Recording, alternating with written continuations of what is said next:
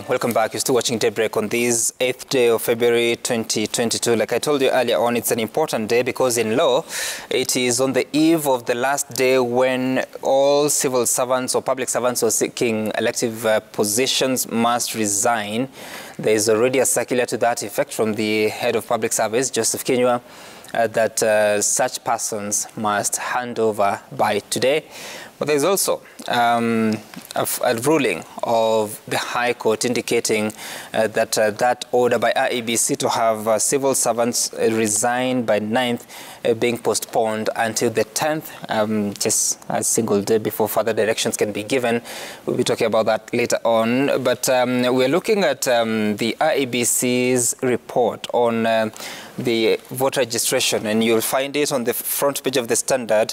IEBC nets only 1 million voters in second drive. Commission says registration will continue in Huduma centers countrywide as diaspora listing only manages to sign up a paltry 2,959 new voters despite extension. And the essence of the continuation is that they're still giving time for continuous voter registration until such a time that IEBC says now we need to suspend it for the sake of preparations for the general election. You see that on page 4, IEBC misses 4.5 million goal, shifts to grassroots. And I want to begin with you, Honorable Anthony Oluoch, because yes, now we've made this progress, and I was doing some calculation last night, and you see that the roll register would appear to have now 22.16 million registered voters. Of course, there could be others that have not yet been captured on that list, and the cleanup is yet to happen. But are you concerned that today is 8th, and by 9th of February, which is tomorrow, we should have had an auditor being engaged to start working on the register, cleanup, knowing the history of elections and voters register? What comes to mind when all these things are happening this time? Yes, I think there is causes for big concern, taking into account the election timetable.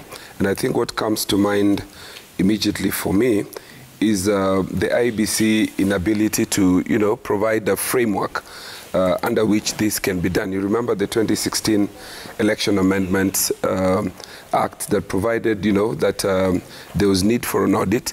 Unfortunately, IEBC at the time challenged this provision, and KPMG was supposed to do that within certain time limits. Unfortunately, that was not done. IEBC challenged it, and now 4 or 5 years down the line, IEBC is still saying that it did not have a responsive tender or any entity to be able to do that. Mm-hmm. The reason for doing this audit also is that we take into account that elections under Article 38 and also the provisions that we use to conduct election is supposed to be simple, transparent, accurate, and verifiable.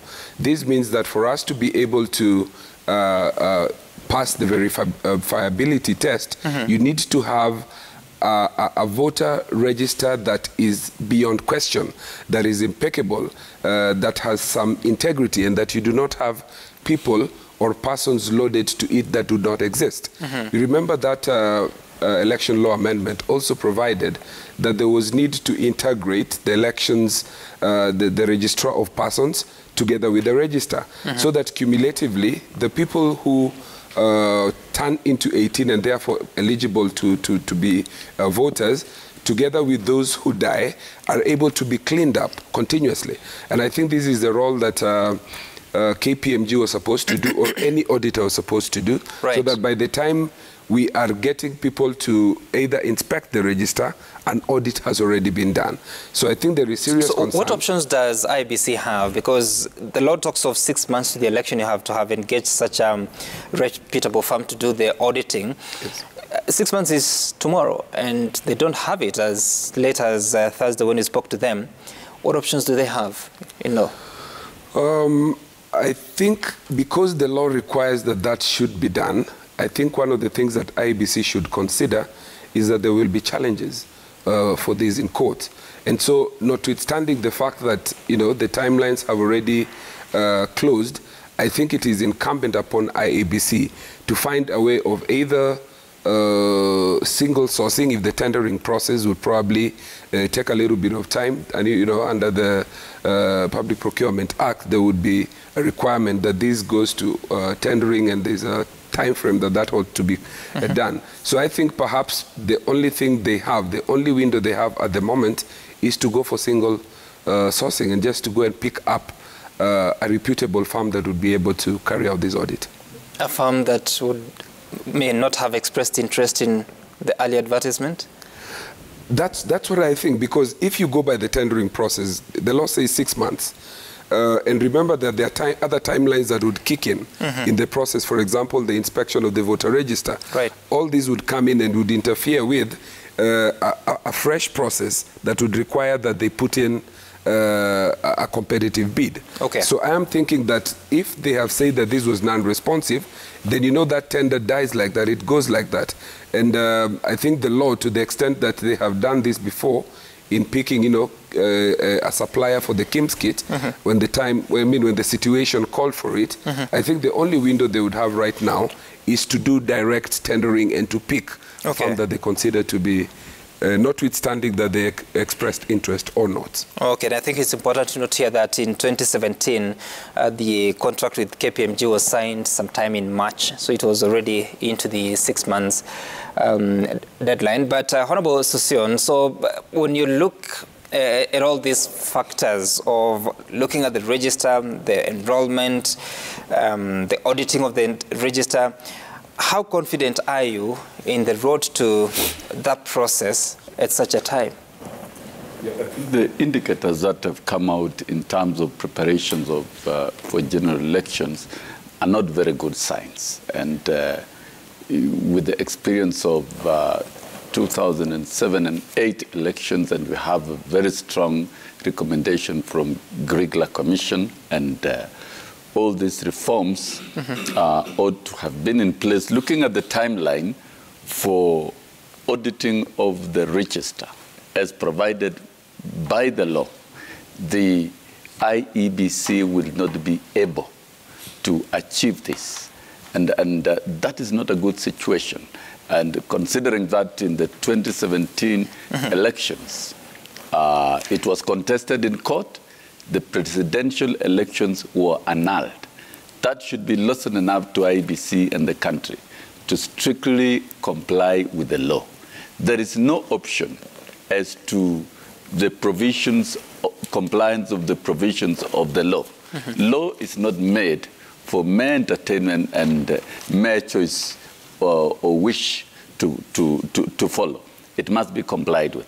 So the question is, if already the IEBC is not complying with certain activities and actions that are provided in the timeline, then is IEBC prepared for a credible and verifiable election? These are very bad signs, considering the history that we've come through. In terms of elections, are we preparing again for a fraudulent process? We would not like that. And I would like to look at a number of issues. We are told in this second round of voter registration, IEBC has only been able to net 1 million out of the 4.9 million that it targeted. Yeah, the facts of the matter in the field is that the new IDs that are accounted for within the 4.9 million number has not been issued to the individual owners. They're being held in government offices.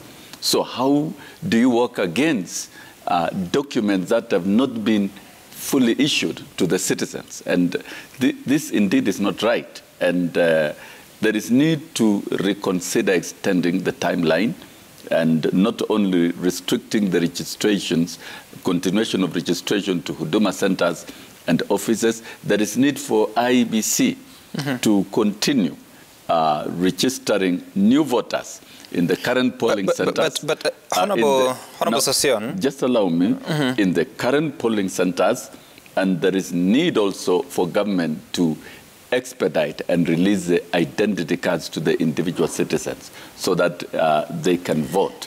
And as for auditing, an audit firm that is going to audit the register and inspection of the register, which of course we are told it commences after 28th of February, at the closure, at the final closure of any registration at the Huduma centers and everywhere else, the audit firm and institution should not be single-sourced. We've seen this single sourcing in every other election with cooked-up reasons, including even single sourcing for printing of ballot papers. We are going for an election that indeed is a security threat to the country if it is not handled. So for me, I would call on IEBC and all other agencies that are involved to comply with the timelines, comply with the laws, and comply with the tendering procedures. Okay. Then we're also shocked that we've seen signals from the head of state that would like to involve the military in the election exercise. That is wrong. And how so? you cannot militarize everything. You can't militarize. How so? How gives you that indication? Yes, there's been a knack of militarizing everything. You know, the city is militarized. It's under the... No, I'm asking, what gives you the indication that the head of state wants to involve the military in elections? It's already there. It's already there. The indicators are there. And this is not That's what I'm asking for, Honorable Sossion. Yes. What is that indicator that President Kenyatta is going to involve the military in management of the election? I think it's good you get this information, that information and that activity is already in place and will not allow militarization of the electoral process. And that signal I'm asking, you're making the claim.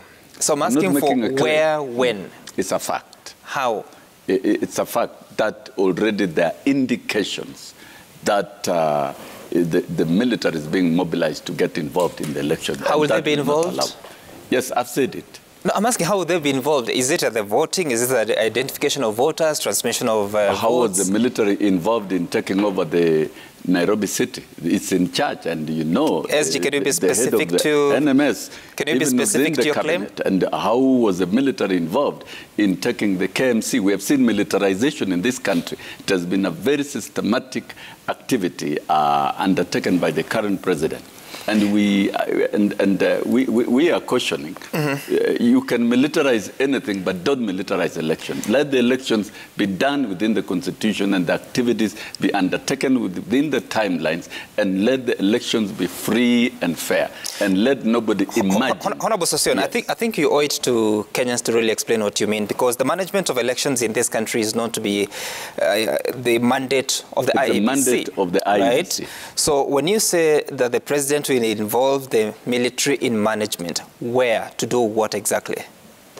We are yet to know exactly how and to what extent, but there have been very strong indications that even the military, the president intends to mobilize the military over the elections. So that's a fact. At this moment is suspicion?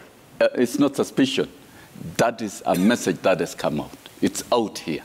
It's out everywhere. And if, Ben, you didn't know about it, better know about it. It's now your business. That's what I'm asking about facts. It's now your business to dig out and get down to this fact. But I have you and here. You know, Ben, I will always speak it as it is. Sam, yes, I'll always speak it as it is. There are intentions to militarize the coming elections. And that should not happen. The president should be neutral in the coming elections and prepare to hand over peacefully and let the IEBC be fully supported and conduct elections within the Election Act and the Constitution of Kenya. Okay, so this failure to audit and the designed intentions to single source a firm that will audit the register. Where are you going to get this firm to by single sourcing? How do you single source a firm to audit a register that is going to be used in a serious electoral process? I think these are not the right signs, Sam. And that's why we are telling the country and IEBC we should adequately prepare for adequately for a free, fair, and verifiable elections on 9th of August. I hear you. It's not an option. I'll still come back for more because that is the opinion of I keep calling you SG, but you retired from that position. Honorable Session about militarizing, sure, militarizing the election. I don't know that the two gentlemen on this side feel so, but if you're to reflect on how much you've been able to achieve as a country, with about 2.5 million registered voters, newly registered voters between the months of October and now in the two enhanced continuous voter registration drives, does it make sense, economic sense, for a country to spend billions of shillings for a process that ideally should be continuous? What's going on that you're not able to do this in a better way, more efficiently? I think it's by design, Sam. You know, if you want to create chaos, you start by creating confusion. IEBC was fully constituted in September of 2021. The Kriegler report told us very well, if you want to have transparent, credible elections and verifiable elections, you have to have a fully constituted IEBC 18 months before an election. 18 months before an election, we only had 3 or 4 commissioners, actually 3 of them. They just fully constituted with 4 new commissioners less than a year before the election. So what does that mean? Did they have the capacity to do continuous voter registration all this time since the last election? Did they have the capacity to communicate and educate the public and do civic education and messaging so that the young people can go and register to vote? Did they have the capacity to lobby the national government and the registrar of persons to give our young people who've turned 18 years old IDs so that they can also be able to participate in this electoral process? So I think some of these things are done by design. You make sure that you delay as much as possible the constitution of the IEBC so that they can't plan effectively for a good election. And when you have that lack of planning, then what happens is chaos begins to thrive. Everybody's running around like a headless chicken trying to meet deadlines that are impossible. I mean, how do you, by tomorrow, after mass voter registration ending the day before yesterday, appoint an audit firm? Where will you find these people, like Honorable Sossion is saying, in a day to audit your register? So I think they created all this confusion by making sure that the commission was not well prepared. Number 2, if you want to kill anything, starve them of finances. Yeah, because finance is like the blood that runs in your veins. So you've had the chairman of IEBC continuously say that the national government and the treasury have starved them of finances to be able to do their work. So when we got almost 5 million new voters in 2017, you could feel the communication from IEBC. You could feel the trucks that were going around, the paid advertisements in the media, the outreach by our celebrities to woo young people to go out and vote. All this was paid for by IEBC. They were well resourced and they were able to get it. Now the results are night and day. Somebody somewhere, for some very strange reason, is not interested in young people to register to vote. And for me, that's very, very sad because it's the only way. Because we've been given different reasons. First, that the IDs are not yet in the hands of the holders. Who issues IDs? Yes. The other thing is about voter apathy, that people, they're feeling a bit lost. They have lost hope in the electoral system or in the governance system. So who do you blame for that? At a time that IEBC's work, I can hear you, IEBC's work is to register, it's not to issue IDs. I blame the government, because who resources the IEBC? It's the government. Who issues ID cards? It's the registrar of persons. It's the national government. So who in this national government is stifling the IEBC of the resources they need to register new voters? When you go to your home county, Kitui, what is the challenge there? The same thing. Kitui is so vast that while you're giving 3 BVR kits per constituency... A ward. Yeah. Well, now it's per constituency. Before it was per ward. I was in a ward last week called Chamatu ward. That ward itself is larger than Kirinyaga County. Now, Our people are poor because the economy is on its deathbed. So people don't have money in their pockets. And you're telling a young, jobless, hungry person to walk 20 kilometers to go and register to vote. Come on. It doesn't work. Why is it that before... I thought the kit was moving around in the ward. No, it wasn't. Because again, IEBC doesn't have the transport mechanisms. Some I know because even the IEBC clerks were asking some of us aspirants who are active on the ground for help. They were saying, can you give us a car so we can move around? So they've been stifled of money to be able to do their work. And Chebukati, the chairman, has been vocal about this, saying we're asking for money from the national government so that we can prepare for the electoral process. But it is not happening.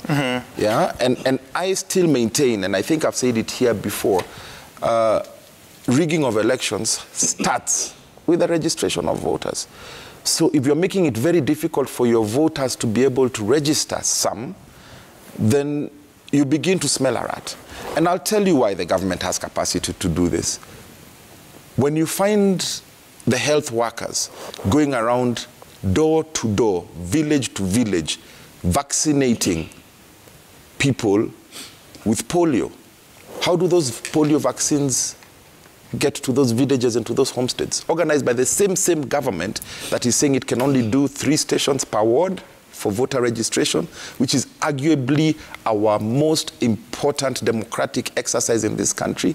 Something is very wrong somewhere. Okay. And we need to speak out about it because you can't stifle the young people from choosing who they want to be their leader. So, Fred, are you concerned about the turnout that has been seen, that has been noted, that out of nearly 7 million, IBC was able to manage 2.5 million in that period? And do you share in the concerns of Honorable Sosion about militarization of the election?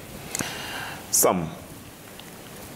Like any other Kenyan, I am concerned that the target that IBC set, they did not meet it.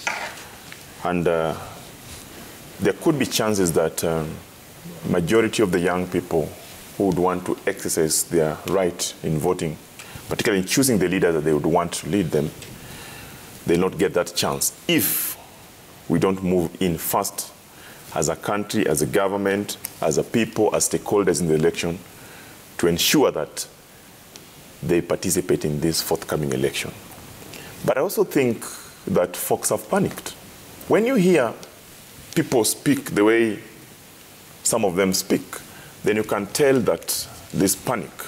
This election will not be won by threats. This election will be won through vote, casting of the vote in the ballot, you know. Who is threatening who?